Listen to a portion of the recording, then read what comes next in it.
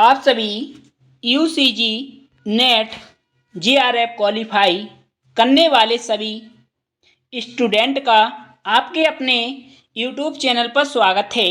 जैसा कि आप हमारे इस वीडियो में देख चुके होंगे, यह UCG net UGC net paper first की यूनिट 10 जो बात करती है हायर एजुकेशन यानी कि उच्च शिक्षा प्रणाली, उसका सेकंड पार्ट है।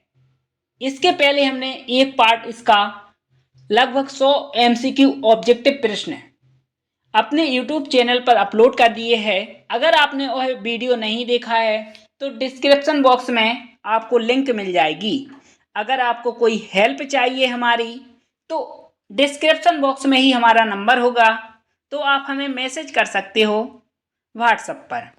चलिए दोस्तों, अब हम देर नहीं करते हैं और इसके 100 ऑब्जेक्टिव प्रश्न है, इन्हें और देख लेते हैं कि किस प्रकार के आने वाले समय में ऑब्जेक्टिव प्रश्न पूछे जाएंगे। और आपका और हमारा मकसद है अब की बार जेआरएफ क्वालिफाई करना। इसमें 83 नंबर का ऑब्जेक्टिव प्रश्न है, सरकार ने किस वर्ष तक हायर एजुकेशन में सकल नामांकन अनुपात 30% बढ़ाने का लक्ष्य निर्धारित किया।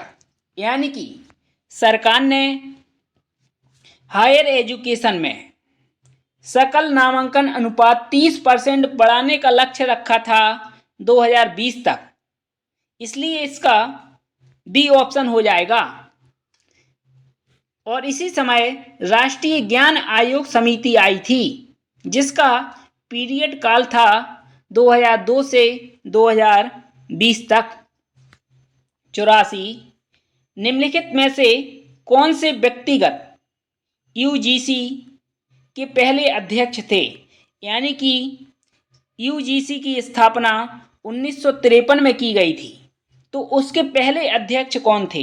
ए option doctor Shanti Bhatnagar, B Manmohan, C Humayun Kabir, D C D Deshmukh.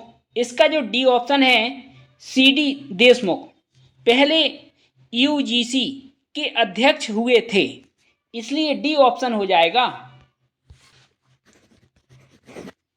85 निम्नलिखित में से भारत में सबसे पहला ड्रीम यूनिवर्सिटी कौन सी थी। यानी कि भारत की सबसे पहले बनाई गई ड्रीम यूनिवर्सिटी आंध्र प्रदेश में बनाई गई थी, जिसे आंध्र प्रदेश मुक्त विश्वविद्यालय के नाम से जाना जाता है। इसका ए ऑप्शन सही होगा। 86 भारत में सबसे पहले किस विश्वविद्यालय में पत्राचार पाठ्यक्रम शुरू किया गया था। दोस्तों, सबसे पहले पत्राचार पाठ्यक्रम शुरू किया गया था दिल्ली विश्वविद्यालय में। इसका सी ऑप्शन हो जाएगा। 87 निम्नलिखित में से भारत का उच्च शिक्षा संस्थानों में नामांकन के संदर्भ में कौन सा स्थान है। हायर एजुकेशन संस्थानों में नामांकन का कौन सा स्थान है। पहला प्रथम स्थान, बी दूसरा स्थान, सी तीसरा, डी चौथा। यहाँ पर भारत का स्थान पूछा है हायर एजुकेशन में, इसलिए दूसरा स्थान है, बी ऑप्शन हो जाएगा। 88 निम्नलिखित में से किसके द्वारा मेटा विश्वविद्यालय की अवधारणा प्रतिपादित की गई। मेटा विश्वविद्यालय की अवधारणा प्रतिपादित की गई मैसाचुसेट्स प्रौद्योगिक संस्थान। यानी कि इसका ए ऑप्शन हो जाएगा। 89 निम्नलिखित में से समव्यवहारिक डिग्री की पाठ्यक्रम सामग्री किस पर जोर देती है। यानी कि समव्यवहारिक डिग्री पाठ्यक्रम की सामग्री किस पर जोर देती है। समव्यवहारिक, यह आपकी स्किल और व्यवहारिक विश्लेषण प्राप्त करने पर जोर देती है। इसलिए इसका ए ऑप्शन हो जाएगा। 90। सूची 1 को सूची 2 से मिलान कीजिए और सही उत्तर का चयन कीजिए। ये संस्थान दिए गए हैं और स्थान। ए, विक्रम साराभाई अंतरिक्ष अनुसंधान केंद्र कहाँ पर है? विक्रम साराभाई अंतरिक्ष अनुसंधान केंद्र तिरुवनंतपुरम में है। पहले का पहला होगा, पहले का पहला ए में है और बी में है, सी कट जाएगा और डी भी नहीं होगा, इन दो में से एक होगा। इसके बाद बी, कोशिकीय और आणविक जीव विज्ञान केंद्र, भी हैदराबाद में है। दूसरे का दूसरा, यानी कि इसका ए ऑप्शन हो जाएगा। सी का 3 और डी का नई दिल्ली। ए ऑप्शन सही है। इस प्रकार आपको इस मेथड एलिमिनेशन ऑप्शन का प्रयोग करके अपने ऑप्शन को सही करना है।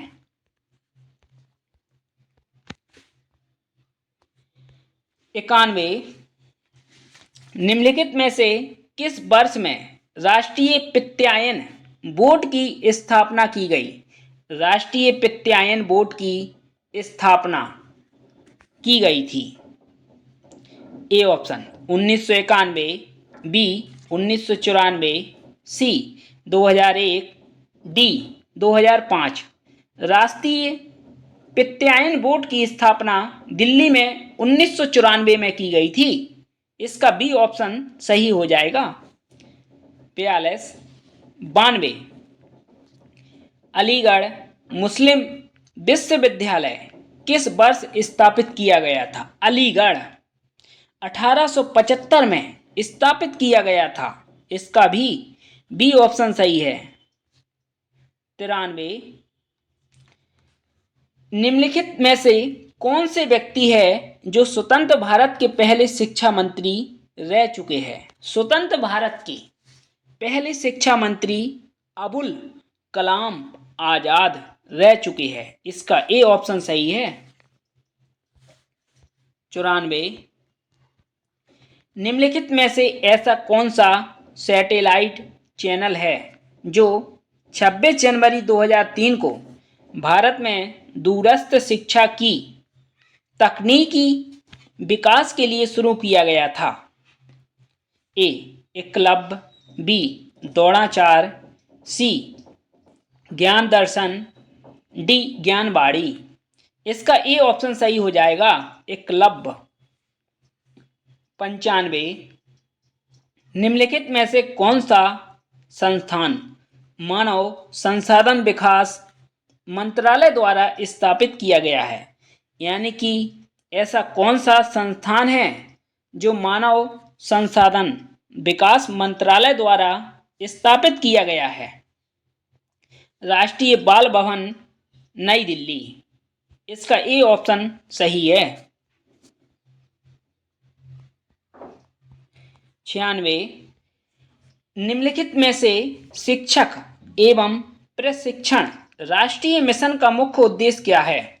ए, छात्र नामांकन, बी, शिक्षा की गुणवत्ता, सी, महिला शिक्षा, डी, उपरोक्त सभी। यह तीनों हैं शिक्षक और प्रशिक्षण राष्ट्रीय मिशन के उद्देश्य, इसलिए डी ऑप्शन हो जाएगा। 97। निम्नलिखित में से कौन से व्यक्ति विश्वविद्यालय शिक्षा आयोग 1948 के अध्यक्ष रहे? यानी कि विश्वविद्यालय शिक्षा आयोग 1948 के कौन अध्यक्ष रहा? राधाकृष्णन समिति 1948 में आई थी, वही अध्यक्ष थे इस समिति के, इसलिए ए ऑप्शन हो जाएगा राधाकृष्णन। 98। निम्नलिखित में से कौन से देश के विश्वविद्यालय अनुदान आयोग की तर्ज पर विश्वविद्यालय शिक्षा आयोग ने यूजीसी की स्थापना की सिफारिश की थी? इसका ए ऑप्शन है संयुक्त राज्य America, B great Britain, C Germany, D Soviet संघ। इसका बी ऑप्शन सही हो जाएगा, ग्रेट ब्रिटेन। 99, निम्नलिखित में से कौन सी एजेंसी या संस्था ने शैक्षणिक अनुसंधान और प्रदर्शन के आधार पर रैंकिंग संस्थानों के लिए भारत शिक्षा सूचकांक की शुरुआत की? यानी कि रैंकिंग की शुरुआत किस संस्था द्वारा की गई थी? यह की गई थी नेक द्वारा, NAAC। इसका बी ऑप्शन हो जाएगा, नेक, जो रैंकिंग का काम करती है शैक्षणिक संस्थानों में। इसके बाद 100, निम्नलिखित में से दुनिया में छात्र नामांकन के मामले में सबसे बड़ा विश्वविद्यालय कौन सा है? यानी कि पूरी दुनिया में छात्र नामांकन के मामले में सबसे बड़ा विश्वविद्यालय कौन सा है? ए ऑप्शन बीजिंग विश्वविद्यालय, जो बीजिंग चीन में है, डॉक्टर BR अंबेडकर हैदराबाद में, इंदिरा गांधी राष्ट्रीय मुक्त विश्वविद्यालय नई दिल्ली। यह दुनिया का छात्र नामांकन के मामले में सबसे बड़ा विश्वविद्यालय है, भारत का नहीं, भारत का नहीं, पूरे विश्व का इंदिरा गांधी मुक्त विश्वविद्यालय, जिसे इग्नू भी कहा जाता है, जो दिल्ली में है। इसलिए सी ऑप्शन सही हो जाएगा। 101, निम्नलिखित में से सबसे पहला अंतर विश्वविद्यालय केंद्र कौन सा है, जो कि यूजीसी के द्वारा वर्ष 1984 में स्थापित किया गया था? यह जो विश्वविद्यालय है वह है तुर्क अंतर विश्वविद्यालय केंद्र पूर्व परमाणु विज्ञान केंद्र। इसका सी ऑप्शन सही होगा। 102, दूरस्थ शिक्षा परिषद ने वर्ष 2002 में दूरस्थ एवं मुक्त शिक्षा के लिए अर्जुन सिंह केंद्र की स्थापना की। निम्नलिखित में से यह कौन सा विश्वविद्यालय है? इसका ए ऑप्शन सही हो जाएगा, जामिया मिलिया इस्लामिया विश्वविद्यालय। 103, निम्नलिखित में से ऐसी कौन सी पहली निजी संस्था है जिसे वर्ष 1976 में डीम विश्वविद्यालय का दर्जा दिया था? यानी कि पहली प्राइवेट संस्था जिसे 1976 में भारत सरकार ने ड्रीम यूनिवर्सिटी का दर्जा दिया था। ए ऑप्शन है मणिपाल उच्च शिक्षा अकादमिक, बी सिम्बोसियस इंस्टीट्यूट पुणे, सी थापड़ विश्वविद्यालय पटियाला, डी एमिटी विश्वविद्यालय नोएडा। इसका ए ऑप्शन सही हो जाएगा, मणिपाल उच्च शिक्षा अकादमी। ए ऑप्शन सही है। 104, सूची 1 को सूची 2 से मिलान कीजिए और सही उत्तर का चयन कीजिए। पहला, चिन्मय अंतरराष्ट्रीय फाउंडेशन एर्नाकुलम हरियाणा में स्थित है। चिन्मय अंतरराष्ट्रीय फाउंडेशन, यानी कि ए का चौथा केवल ए ऑप्शन में है, इसलिए आपका ए ऑप्शन सही हो जाएगा। 105, निम्नलिखित में से भारतीय जनसंचार संस्थान कहाँ पर स्थित है? जनसंचार, जहाँ पर संचार किया जाता है सूचना का, कम्युनिकेशन संस्थान, यह भारत की राजधानी दिल्ली में स्थित है, इसलिए बी ऑप्शन सही हो जाएगा, नई दिल्ली। 106 भारतीय राष्ट्रीय रक्षा विश्वविद्यालय भारत का पहला रक्षा विश्वविद्यालय है जिसमें शिक्षण निकट भविष्य में शुरू होने की संभावना है। यह निम्नलिखित में से कौन से स्थान पर स्थित है? ए ऑप्शन है रोहतक, बी पुणे, सी हैदराबाद, डी गुड़गांव। यह गुड़गांव में स्थित है, इसलिए डी ऑप्शन सही है। 107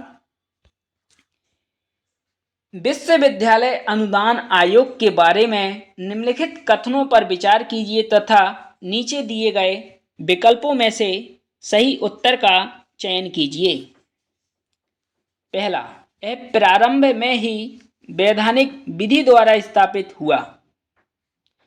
दूसरा, यह केंद्रीय मानव संसाधन विकास मंत्रालय के अधीन एक विभाग है।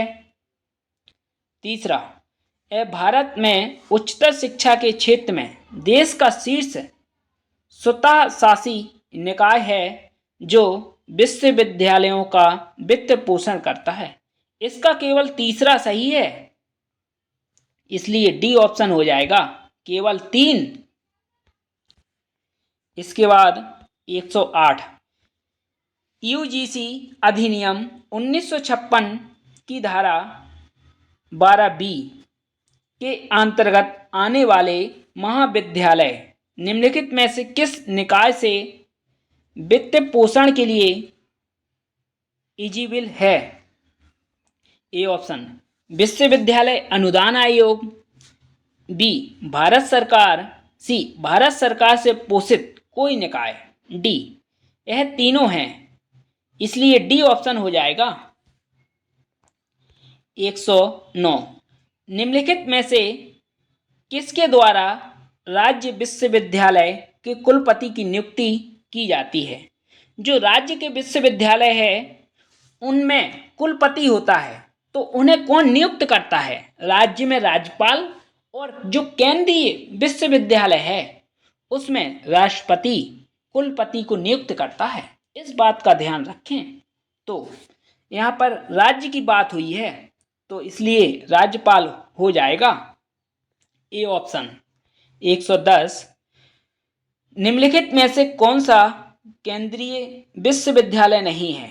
यानी कि केंद्रीय विश्वविद्यालय नहीं है।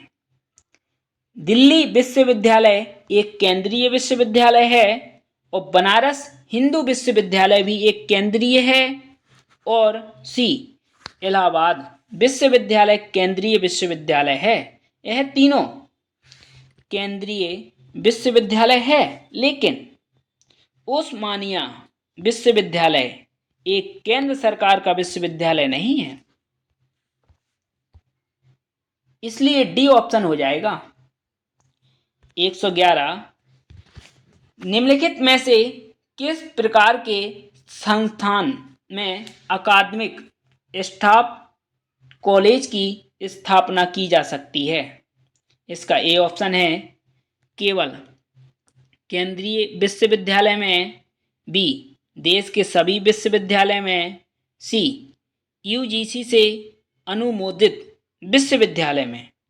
इसका सी ऑप्शन सही हो जाएगा।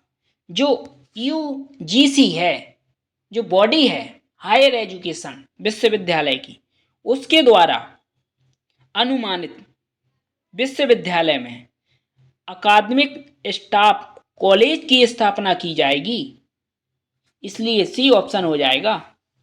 112 निम्नलिखित में से कौन सा राष्ट्रीय उच्चतर शिक्षा का अभियान के उद्देश्य है? ए ऑप्शन वर्तमान में स्वायत्त महाविद्यालयों का विद्यालयों में उन्नयन करना, बी महाविद्यालयों को क्लस्टर विश्वविद्यालय में रूपांतरित करना, सी विश्वविद्यालयों के बुनियादी ढांचे के लिए अनुदान। यह तीनों हो जाएगा, इसलिए उपरोक्त सभी, डी ऑप्शन सही है। 113 मई 2016 में किसकी अध्यक्षता में नई शिक्षा नीति के विकास के लिए एक समिति ने अपनी रिपोर्ट सौंपी? नई शिक्षा नीति 2016 में TSR सुब्रमण्यम ने अपनी रिपोर्ट सौंपी। इसका ए ऑप्शन हो जाएगा। अगर यहाँ पर 2019 होता, विकास की बात किसने की, तो यहाँ पर बी ऑप्शन हो जाता, कस्तूरी रंगन समिति। इसलिए यहाँ पर ए ऑप्शन सही है। इसके बाद 114 नई शिक्षा नीति 2020 में वर्तमान 10+2 प्रणाली को एक नए पाठ्यक्रम संरचना द्वारा प्रतिस्थापित किया जाना है। नया पाठ्यक्रम संरचना क्या है? यह पाठ्यक्रम संरचना थी 5+3+3+4। इसलिए इसका बी ऑप्शन हो जाएगा। 115 राष्ट्रीय शिक्षा नीति 2020 के अनुसार शिक्षक मातृभाषा या क्षेत्रीय भाषा में किस कक्षा तक शिक्षा दे सकेंगे? यानी कि 5+3+3+4 5 वर्ष तक, यानी कि ग्रेड 5। सी ऑप्शन हो जाएगा इसका। 116 निम्नलिखित में से किस वर्ष तक शिक्षण के लिए न्यूनतम डिग्री योग्यता वर्षीय एकीकृत बीएड डिग्री होने जा रही है? बीएड डिग्री शिक्षण के लिए न्यूनतम, यानी कि जो नई शिक्षा नीति आई थी उसके तहत बीएड कब तक के लिए वर्षीय डिग्री एकीकृत के रूप में होनी जा रही है? 2030 तक। इसलिए डी ऑप्शन इसका हो जाएगा। 117 निम्नलिखित में से कौन से व्यक्ति जून 2017 में नवगठित प्रारूपण नई शिक्षा नीति 2020 के अध्यक्ष थे? इसमें दोस्तों यहाँ पर पूछा गया है 2020 के अध्यक्ष थे नई शिक्षा नीति के अनुसार। ए ऑप्शन है Vasundhara Kamat, B doctor K Kasturi Rangan, C KJ Alphonso, D Ramshankar Kureel. इसका जो सही ऑप्शन है बी ऑप्शन हो जाएगा, डॉक्टर के कस्तूरी रंगन। 118 राष्ट्रीय शिक्षा नीति 2020 के अनुसार उच्च शिक्षा यानी कि हायर एजुकेशन में वर्ष 2035 तक सकल नामांकन अनुपात कितने प्रतिशत बढ़ाया जाएगा? इसे बढ़ाया जाएगा 50%। लक्ष्य रखा गया है 2035 तक। इसलिए डी ऑप्शन सही है। 119 एक मजबूत अनुसंधान संस्कृति को बढ़ावा देने और नई शिक्षा नीति 2020 के अनुसार हायर एजुकेशन में अनुसंधान क्षमता के निर्माण के लिए एक सर्वोच्च निकाय के रूप में किस संस्थान को स्थापित किया जाएगा? नेशनल रिसर्च फाउंडेशन की स्थापना की जाएगी। इसका सी ऑप्शन सही हो जाएगा।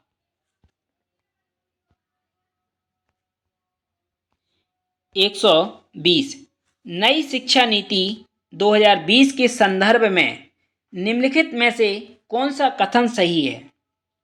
पहला, नई शिक्षा नीति की सिफारिश इससे के पूर्व प्रमुख कस्तूरी रंगन ने की थी। बिल्कुल सही है पहला। दूसरा, 1+2 स्कूल क्यूरिकुला को 5+3+3+4 पाठ्यक्रम संरचना से बदल देगा। यानी कि यहाँ पर 10+2 है ये भी बिल्कुल सही है। तीसरा, इस नीति का उद्देश्य 2035 तक वर्तमान शिक्षा में, यानी कि वर्तमान हायर एजुकेशन में सकल नामांकन अनुपात इतने परसेंट है बढ़ाकर 50% रखा गया है। ये भी बिल्कुल सही है। इसके पहले हमने यह ऑब्जेक्टिव प्रश्न करवा दिया है। चौथा, इस नीति से शिक्षा क्षेत्र में सार्वजनिक निवेश 4.6% से बढ़कर जीडीपी का 6% होने की संभावना है। इसलिए यह चौथा भी सही है। उपरोक्त सभी सही है, इसलिए डी ऑप्शन सही है। 121, नई शिक्षा नीति 2020 की विशेष रूपरेखा का अनुवाद करने के लिए आत्मनिर्भर भारत कार्यक्रम के तहत निम्नलिखित में से कौन से कथन जोड़े गए हैं? पहला, प्रवीणता के लिए राष्ट्रीय पहल। दूसरा, निपुण भारत। तीसरा, 3 से 11 वर्ष के आयु वर्ग के लगभग 5 करोड़ बच्चों की सीखने की जरूरतों को प्राप्त किया जाना है। चौथा, मिशन एक समग्र दृष्टिकोण लेना है जिसमें सभी हितधारक शामिल है। यह सभी शामिल है, इसलिए इसका भी डी ऑप्शन हो जाएगा।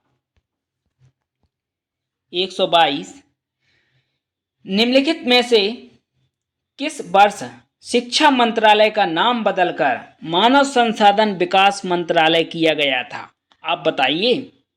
1985 में नाम बदला गया था शिक्षा मंत्रालय का, इसलिए सी ऑप्शन सही है। 123, निम्नलिखित में से कौन सी एजेंसी का लक्ष्य सीखने की आवश्यकता के अनुसार अधिक व्यक्तिगत बनाने और अनुकूलित करने के लिए कृत्रिम बुद्धिमत्ता का उपयोग करना, जो बेहतर शिक्षण अनुभव के लिए एडटेक कंपनियों के साथ राष्ट्रीय गठबंधन बनाने का भी प्रस्ताव करता है? इसका सी ऑप्शन सही है। प्रौद्योगिकी के लिए राष्ट्रीय शैक्षणिक गठबंधन। 124, नई यूजी शिक्षा धारा में कई प्रविष्टि और निकास विकल्पों के संबंध में निम्नलिखित में से कौन सी एजेंसी सही ढंग से मेल नहीं खाती है? 5 वर्षों के बाद अनुसंधान के साथ स्नातक। इसका डी ऑप्शन हो जाएगा। 125, 8 वर्ष की आयु तक के बच्चों के लिए प्रारंभिक बचपन देखभाल और शिक्षा के लिए राष्ट्रीय पाठ्यक्रम और शैक्षणिक ढांचा किस संगठन द्वारा विकसित किया गया? A option NITI Aayog. B NCERT। C AICTE। D NCTE। यह विकसित किया गया था NCERT। इसका ए ऑप्शन सही हो जाएगा। 126, नई शिक्षा नीति 2020 के अनुसार राष्ट्रीय एकीकरण शिक्षा समिति की स्थापना की जाएगी। स्कूलों में व्यावसायिक शिक्षा किस ग्रेड से शुरू होगी, जिसमें इंटर्नशिप भी शामिल होगी?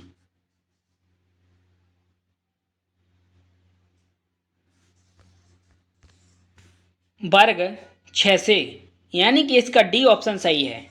127, निम्नलिखित में से कौन सी एजेंसी स्कूल शिक्षा 2020-21 के लिए राष्ट्रीय पाठचर्चा की रूपरेखा विकसित करेगी? NCERT विकसित करेगी, इसलिए इसका ए ऑप्शन हो जाएगा। 128, नई शिक्षा नीति 2020 के निम्नलिखित में से कौन से कथन पूर्व विद्यालय से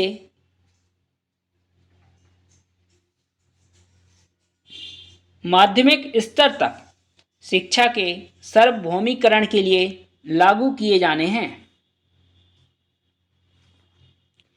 ए 2030 तक स्कूल शिक्षा में 100% सकल नामांकन अनुपात।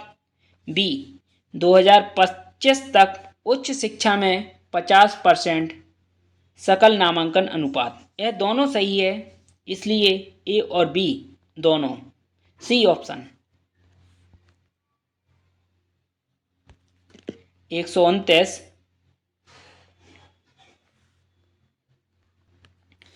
नई शिक्षा नीति 2020 राष्ट्रीय मूल्यांकन केंद्र परख को एक मानक सेटिंग निकाय के रूप में स्थापित किया जाएगा। परख में आर का अर्थ है परख, आर यानी कि समीक्षा करना। सी ऑप्शन हो जाएगा, किसी चीज की समीक्षा करना। 130 नई शिक्षा नीति 2020 में उल्लेखित एनपीएसटी के लिए प्रस्तावित पत्र में पी का क्या अर्थ है? पी यानी कि पेशेवर, नाम से स्पष्ट है पेशेवर, इसलिए बी ऑप्शन हो जाएगा। 131 उच्च शिक्षा यानी कि हायर एजुकेशन संस्थानों में निम्नलिखित में से कितनी नई सीटें जोड़ी जाएंगी? 350 करोड़ रुपए, यानी कि डी ऑप्शन सही हो जाएगा। 132 भारतीय उच्चतर शिक्षा आयोग जो पूरे उच्च शिक्षा के लिए एक ही अतिव्यापी क्षत्रिय निकाय के रूप में कार्य करेगा, जिसमें निम्न शिक्षा क्षेत्र सम्मिलित नहीं है। पहला, चिकित्सा और कानूनी शिक्षा क्षेत्र को सम्मिलित नहीं किया गया है। इंजीनियरिंग और प्रबंधन शामिल है, लेकिन यहाँ पर चिकित्सा है, इसलिए ए ऑप्शन हो जाएगा। यह दोनों क्षेत्रों को शामिल नहीं किया गया है। 133 कितने वर्षों में महाविद्यालयों की चरणबद्ध संबद्धता को समाप्त किए जाने की संभावना है? 15 वर्षों में। 134 निम्न में से छड़ड का पूर्ण रूप क्या है? नेट मार्केट मेकर्स, इसका डी ऑप्शन हो जाएगा। 135 निम्नलिखित में से किस वर्ष में राष्ट्रीय साक्षरता प्रारंभ स्थापित किया गया? A option 1996, B 1988, C 1999, D 2000। राष्ट्रीय साक्षरता प्रारंभ की गई थी 1988 में, बी ऑप्शन। 136 निम्नलिखित में से राष्ट्रीय अध्यापक शिक्षा परिषद का मुख्य उद्देश्य क्या है? राष्ट्रीय अध्यापक शिक्षा परिषद का मुख्य उद्देश्य है शिक्षा के क्षेत्र में अनुसंधान को बढ़ावा देना। इसका बी ऑप्शन सही हो जाएगा। 137 निम्नलिखित में से किस वर्ष में राष्ट्रीय शैक्षणिक अनुसंधान और प्रशिक्षण परिषद स्थापित किया गया? इसका ए ऑप्शन है 1961, बी 62, सी 63, डी 64।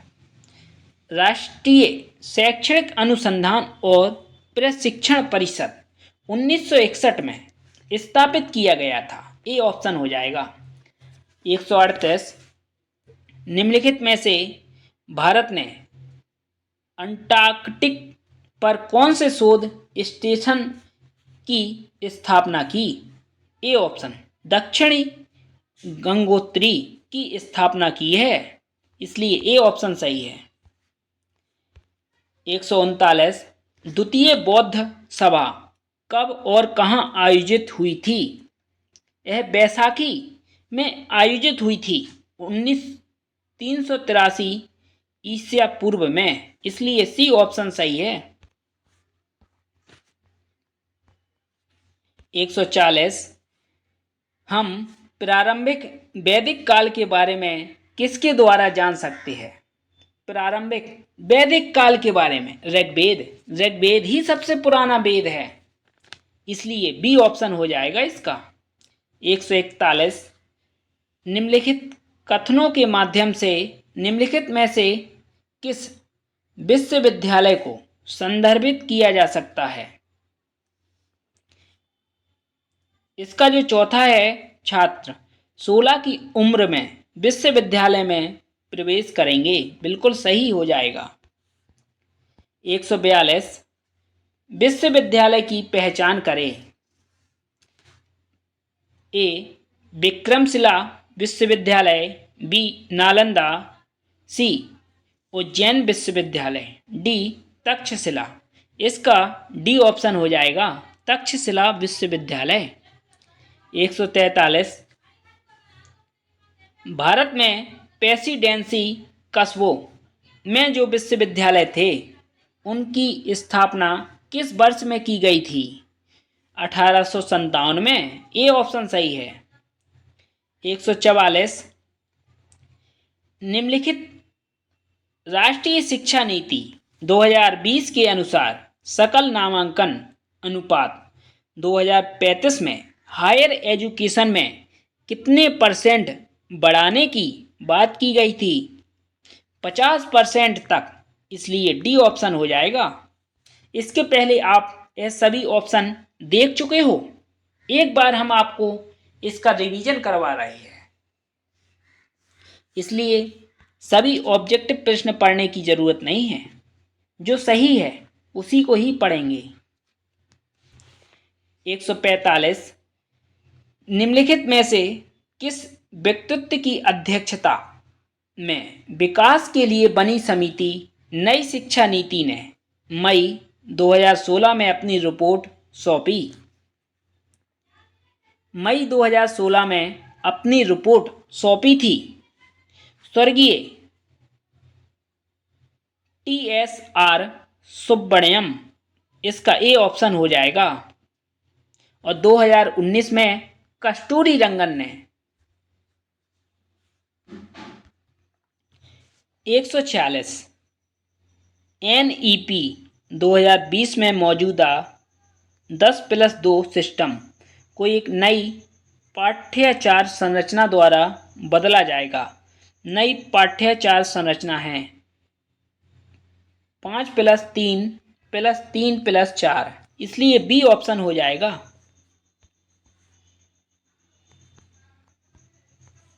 147, निम्नलिखित कथनों पर विचार कीजिए। पहला, उपरोक्त के साथ एकाधिक प्रवेश और निकास बिंदु सर्टिफिकेशन यूजी शिक्षा 3 या 4 क्लास साल की हो सकती है। इस अवधि के भीतर कई निकास विकल्प और उपरोक्त प्रमाणीकरण हो सकते हैं, बिल्कुल सही है। दूसरा, 1 साल के बाद सर्टिफिकेट, 2 साल में एडवांस डिप्लोमा, स्नातक की डिग्री 3 साल बाद और अनुसंधान के साथ यानी कि रिसर्च के साथ 4 साल में आपको डिग्री मिलेगी। तीसरा, चिकित्सा और कानूनी शिक्षा को छोड़कर संपूर्ण उच्च शिक्षा के लिए HECI को एक व्यापक छात्र निकाय के रूप में स्थापित किया जाएगा। चौथा, परामर्श के लिए एक राष्ट्रीय मिशन की स्थापना की जाएगी जिसमें उत्कृष्ट वरिष्ठ सेवानिवृत्त संकाय होगा। उपरोक्त में से कथन नई शिक्षा नीति 2020 के संदर्भ में सत्य है? यह चारों सत्य है, इसलिए डी ऑप्शन हो जाएगा उपरोक्त सभी। 148 संभावित समय अवधि क्या है जिसके दौरान कॉलेजों को डिग्री देने के लिए श्रेणीबद्ध स्वायत्त किया जाएगा? ए ऑप्शन 10 साल, बी 12 साल, सी 15 साल, डी 20 साल। 15 साल है, इसलिए सी ऑप्शन सही होगा। 149 निम्नलिखित में से कौन सी नई शिक्षा नीति 2020 का मुख्य उद्देश्य रहा है? ए शिक्षा का स्थानीयकरण। ए ऑप्शन नहीं हो सकता, क्योंकि शिक्षा का स्थानीयकरण नहीं रहा है उद्देश्य नई शिक्षा नीति का। बी शीर्ष रेटेड वैश्विक विश्वविद्यालयों को सुविधा दी जाएगी कि वे भारत आए और शीर्ष भारतीय संस्थानों को वैश्विक होने के लिए प्रोत्साहित किया जाएगा। बिल्कुल सही है बी। सी शिक्षा का सार्वभौमिकरण। यह दोनों हैं, इसलिए डी ऑप्शन हो जाएगा। बी और सी। 150 चिकित्सा और कानूनी शिक्षा को छोड़कर, यानी कि चिकित्सा और कानूनी शिक्षा को शामिल नहीं किया गया, संपूर्ण उच्चतर शिक्षा के लिए भारतीय हायर एजुकेशन आयोग का एकल छत्र निकाय के रूप में स्थापित है। सार्वजनिक और निजी उच्च शिक्षा संस्थान विनियमन यानी कि आदान प्रदान, मान्यता और शैक्षणिक मानकों के लिए समान मानदंडों द्वारा शासित होंगे। निम्नलिखित में से कौन सा स्वतंत्र लंबवत HECI द्वारा देखा जाएगा? पहला राष्ट्रीय उच्च शिक्षा नियामक परिषद NHERC, दूसरा GEC यानी कि मानक के लिए सामान्य शिक्षा परिषद, तीसरा उच्च शिक्षा अनुदान परिषद, हायर एजुकेशन ग्रांट कमीशन, चौथा NAC जो रैंकिंग बताती है, राष्ट्रीय प्रत्यायन समिति। यह चारों है, इसलिए उपरोक्त सभी डी ऑप्शन होगा। 151 निम्नलिखित में से कौन नई शिक्षा नीति 2020 के लिए महत्वपूर्ण बिंदु है? यह तीनों सही है, इसे आप एक बार पढ़ लीजिए, उपरोक्त सभी होगा इसका। 192 निम्नलिखित बिंदुओं पर विचार करें। पहला, नई शिक्षा नीति दोनों में बहुभाषावाद को स्कूल और उच्च शिक्षा में बढ़ावा देती है। बिल्कुल सही है बी। पाली, फारसी और प्राकृत के लिए राष्ट्रीय संस्थान, अनुवाद और व्याख्या के लिए भारतीय संस्थान की स्थापना की जाएगी। सी। मातृभाषा क्षेत्रीय भाषा में कम से कम कक्षा 5 तक पढ़ाना, कोई भी भाषा किसी भी छात्र पर थोपी नहीं जाएगी। यह तीनों सही है, इसलिए डी ऑप्शन सही हो जाएगा।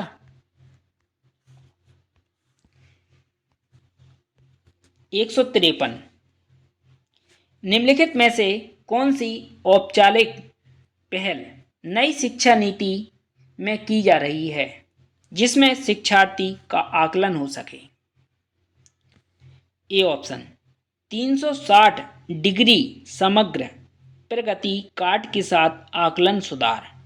इसका ए ऑप्शन सही हो जाएगा। 154 निम्नलिखित में से किस राज्य में 50वां केंद्रीय विश्वविद्यालय स्थापित किया गया है? यह स्थापित किया गया है तेलंगाना, इसलिए इसका सी ऑप्शन हो जाएगा।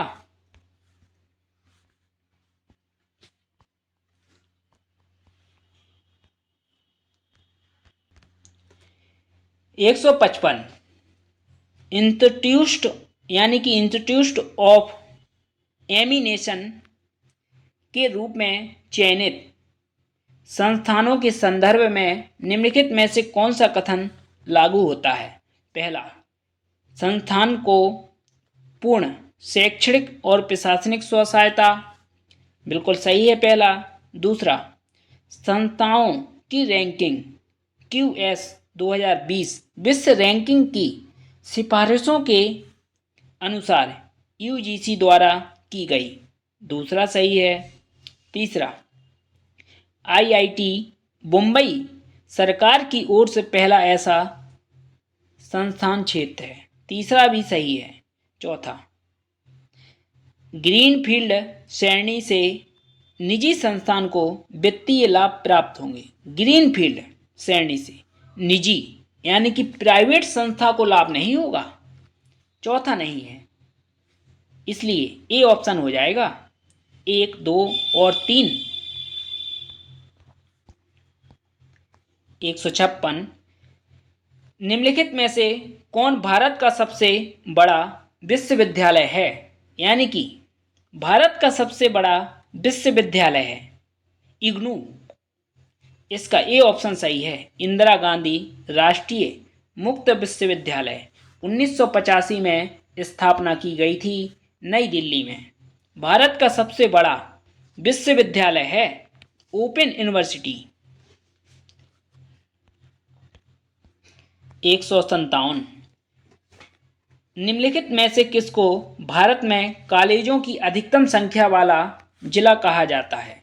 यानी कि सबसे ज़्यादा कॉलेज भारत के कौन से जिले में स्थित है?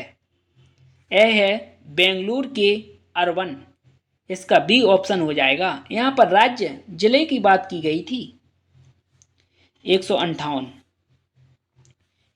NIRF रैंकिंग 2023 सूची में किस संस्थान ने समग्र संस्थानों की श्रेणी में शीर्ष रैंक दिखाया? ए ऑप्शन, भारतीय प्रौद्योगिकी संस्थान मद्रास चेन्नई ने प्रथम रैंक दिखाई थी, इसलिए ए ऑप्शन हो जाएगा। NIRF एक रैंकिंग संस्था है। इसके बाद 159, NIRF 2023 सूची में कॉलेजों की श्रेणी में एक क्रम में 3 शीर्ष कॉलेजों की रैंकिंग कौन सी है? 2023 की बात की गई है। यह डाटा जब आपको पेपर हो तो एक बार साइट पर देख लेना है, क्योंकि हर साल अपडेट होता रहता है। लेकिन 2023 में यह डाटा था मिरांडा हाउस दिल्ली, फिर उसके बाद Hindu college Delhi, presidency college Chennai, इसका ए ऑप्शन था सही।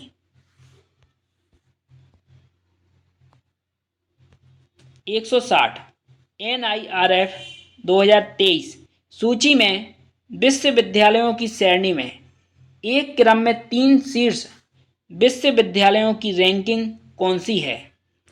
पहला, भारतीय विज्ञान संस्थान बेंगलुरु, जवाहरलाल नेहरू विश्वविद्यालय दिल्ली, जामिया मिलिया इस्लामिया नई दिल्ली, इसका ए ऑप्शन सही था। 161, NIRF 2023 सूची में शीर्ष शोध संस्थान की रैंकिंग कौन सी है? सबसे शीर्ष यानी कि जो रिसर्च अनुसंधान है सबसे शीर्ष में था बेंगलुरु, यानी कि भारतीय विज्ञान संस्थान बेंगलुरु, बी ऑप्शन इसका सही था। 162, NIRF 2023 सूची में शीर्ष प्रबंधन संस्थान की रैंकिंग कौन सी थी? भारतीय प्रबंधन संस्थान अहमदाबाद, इसका ए ऑप्शन सही था। इस प्रकार हायर एजुकेशन से 162 ऑब्जेक्टिव प्रश्न बनते हैं। अगर आपने यह देख ली तो आपका JRF जरूर क्वालिफाई होगा। और अगर आपको कोई सहायता चाहिए या नोट्स PDF चाहिए तो आप हमें व्हाट्सएप पर मैसेज कर सकते हो और अपनी राय बताएं इस वीडियो के बारे में।